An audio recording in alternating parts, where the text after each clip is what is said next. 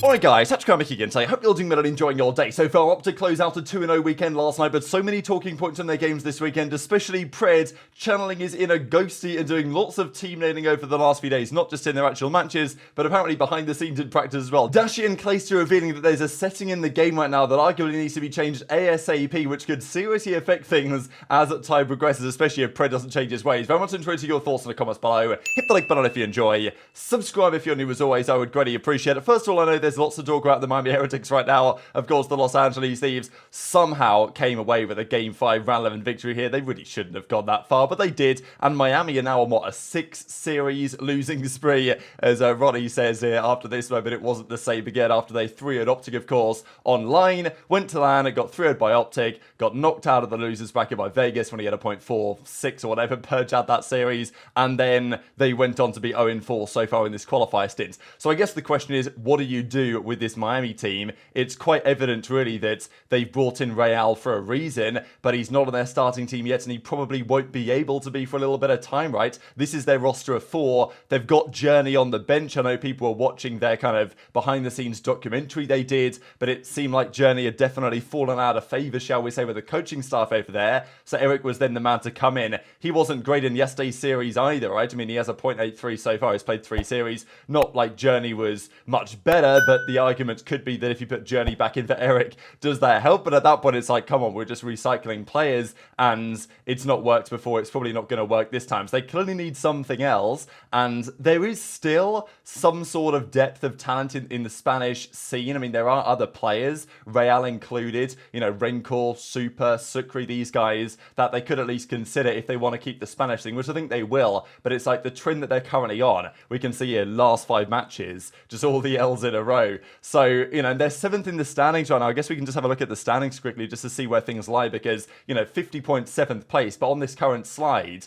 they're going to be down here. I mean, look at the teams like Legion. They're already at 45. You know, you've got to think that Thieves and Boston will put together some more points. Ravens, bottom of the league right now, but I don't think they're terrible. Probably playing better than Miami right now. So, you know, it's a little bit concerning for them, despite the positive start, that if they don't make some changes and changes quickly, then championship qualification is potentially out of the window. It's obviously still kind of early days, but by this time, you really need to be getting locked in what your roster's going to be. So Real is on their roster, on their substitute side, but obviously the problem being, what do you do with him? If he's not able to get to the States and get his visa sorted immediately, I mean, you've got to imagine, given that Ravens struggle with it, that surely it's going to take a few weeks to get Real this sorted. Maybe not, but, you know, you've got to imagine that it'll be post-major where this becomes a viable option. And, you know, we heard that Ravens were saying, well, Real will be back at everything, and then there were problems there. Whether that was just Ravens being Ravens, probably was, or whether Miami can really, you know, make this process go faster, I don't know. But I think they kind of need some sort of change ASAP, and they really don't have any options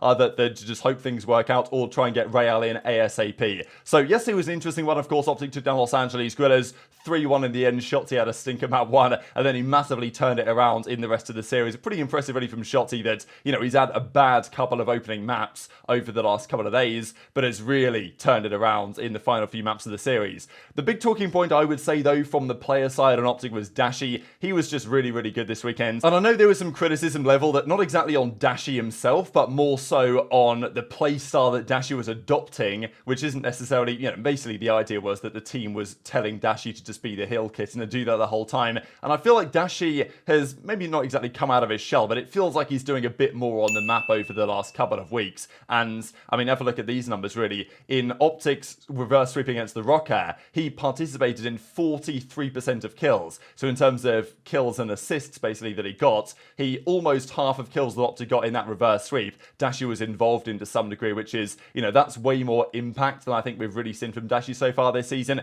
And it makes so much sense. Like, the guy's obviously so good that you want him in these positions. And of course, Dashy had a nice ace yesterday as well up against the Los Angeles Guerrillas. But he was also mentioning a very interesting talking point on Pred especially, and just the state of the game in general. So Clay implies this as well, based on the warm-up that they had yesterday against Miami. So Ravens warmed up Miami, and this is primarily a high-rise control issue. It can happen elsewhere, but definitely high-rise control is the most likely unlikely just because of the amount of barrels and explosives that could go on that map, right? Now, it can happen on other maps, and we'll see what Dashy has to say on Hardpoint 2 in a second, but what happened basically is that Ravens were playing Miami in a warm-up scrim for their series against Thieves yesterday. Too many barrels blew up, and I team K'd my teammates, so I had to watch my teammates play around 3 versus 4, and then Vikul TK'd an accident too much, and I watched the end of the round play out 3 versus 3. So, you know, basically it was a round of control, I'm guessing, but he couldn't even spawn in for the rounds because of the way that these rules work. Now, this is a rule that has been in the game before, maybe not to quite this extent, but it's been a thing for a long time. If you suicide or if you kill your teammates, you'll have some sort of penalty, mainly designed for ranked play, understandably, because you really want to discourage, where possible, team killing going on in ranked play especially. So, but in the Pro League side, sure, they try and use the same rule sets, but when it comes to, the pro gameplay, I don't really think these rules should be a thing, especially with the state of the game. So, Clay accidentally killed too many teammates, therefore he was effectively given a massive spawn delay, so he couldn't even spawn into the rounds, and then the same thing happened to Vikul on the other side. So, it's pretty hilarious stuff. And Dashy goes on to say that Pred has been kind of doing the same thing. Now, I don't think this happened in yesterday's game precisely, but it has been happening apparently in OpTic's practice behind the scenes over the last few days, that Pred's been doing lots of team nading, not even high-rise control, because as Dashy mentions here, he talks about hardpoint, so I'm pretty sure, there's no hardpoint high-rise in the map pool, so I'm guessing that, I don't know, Pred was just chucking nades left, right, and centre, and the team was having to dodge things. Pretty funny, the parallels, because Ghosty on the team last year was very much well known for lots of team nades and all this type of stuff that would happen. It wasn't just Ghosty, but it was like a feature of OpTic that for some reason their last year's team just team naded each other all of the time. But this is a habit that obviously you want to break because you don't want to kill your teammates, but it actually might be necessary to break, because if you don't, you're going to start getting timed out from the games according to the current CDL setting.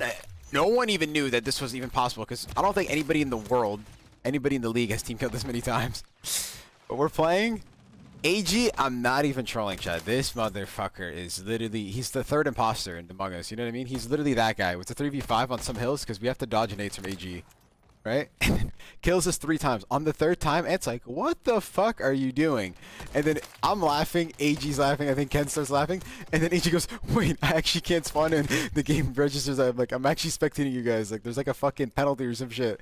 For like, I'm not even joking, 20 seconds, we're like, end the game, JP, because like, we're fucking mid HP, so we're thinking like, is this shit gonna spawn in?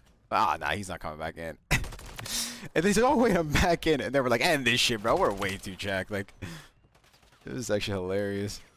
He was like, oh no, wait, I'm good to go. I'm good. Keep running this shit. We're like, nah, hell no. So this was happening yesterday, for example, as well. This is a pretty funny one here on the Rio Search and Destroy. They're up 2-0 at this point. OpTic kind of looking pretty. Dashy's on a 5 spree. Here he goes, getting ready to go. And as Dashy goes to chow the right side of the escalators, Pred's nade just completely blows this guy to the stratosphere, right? So, yeah, unlucky. And, yeah, big bruise. No cruise, of course, because team nade from Pred Ghosty. So, I don't really know why this is such a feature. And Pred obviously needs to think about it, because you don't want to be there your teammates. But especially if you're going to start to get massive spawn delays, because as OpTic said, they played a hardpoint scrim, and Pred was getting timed out, and he had like a 20-second respawn delay because of this stuff. So if that happened in an official game, I mean, what are you going to do? There wouldn't be a replay, because that is part of the rule set, right? I believe as it stands, that if you do too much team killing, you'll get this timeout penalty. So if that's what the setting says, I'm pretty sure like that setting is disableable, and it really should be for what the pros play. And maybe they're going to do that manually from now on. But if this was to happen in a game and one of the teams had to play 3 versus 4, it would be, there'd be a lot of uproar, right, from the players. But at the same time, if that's the rules, I don't think the CDL would necessarily do anything about it and hit the replay.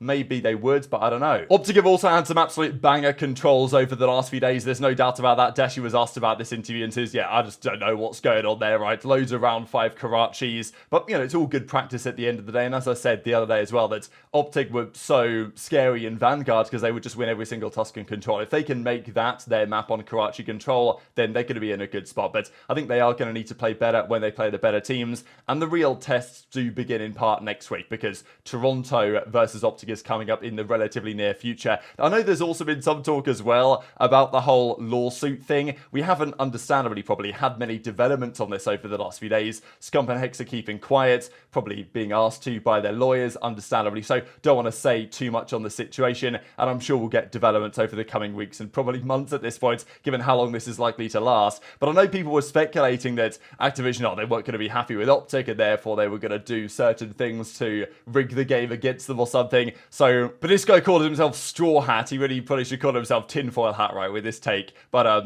yeah, interesting stuff nonetheless. There's also some discussion as well of whether there could be some sort of show match. I know that people have speculated around this before, and you know, Jake Maverick isn't suggesting here Benjay Asim gets involved on the flag side, but it would be interesting, right? Scump, Zinni, Bose, Karma versus Zuma, Eggs, Paris, and Octane. I don't know what game you would play, but you know, I know that Bose would probably say, okay, let's get us back on Ghost or something like that. But I think it'd be very interesting. And of course, Zuma and some of these other guys were on FaZe for some period of time. Zuma actually tops the list here all time for FaZe in terms of most tournaments played. So Zuma wasn't necessarily, I mean, he was on FaZe a long time, but back in the day, there were so many tournaments, whereas nowadays it's somewhat less the case. But Cell is at 32 here because he was on FaZe during Black Ops 4 when Simp and aBeZy were on eUnited, and then of course they teamed up when the CDL started. So yeah, 28 tournaments played really in the CDL for Simp and aBeZy. Cell played 4 before that on FaZe, so it won't be long, you would think, until Cellium takes this record, unless, you know, somehow FaZe underperform and they drop Cellium, but I don't really think that's going to be happening. So these though are the final matches to close out the weekend. So just to clarify on the whole weekend schedule here, because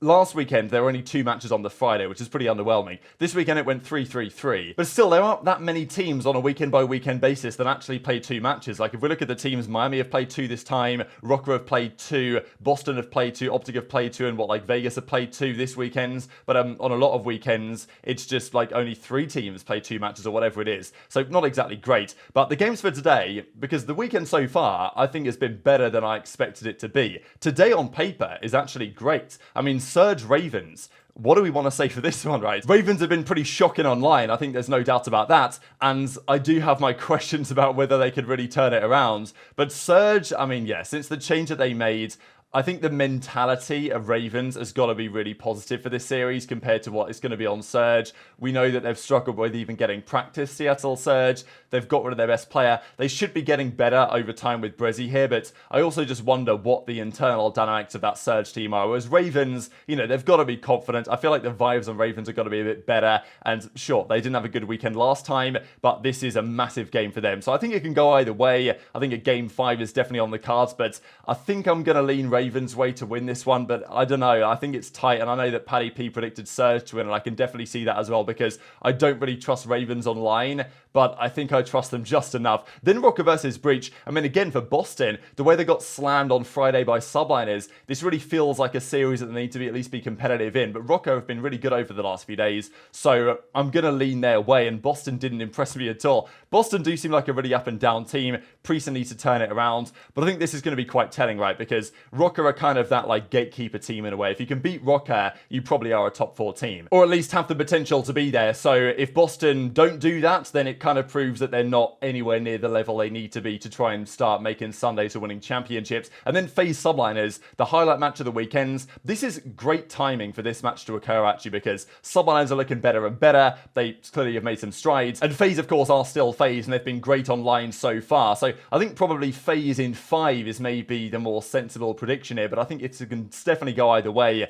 and a battle between the top 4 teams is always very entertaining to look out for. So very much interested in your thoughts on all this stuff in the comments below. Hit the like button if you enjoyed, subscribe if you're new, take care, and I'll see you next time.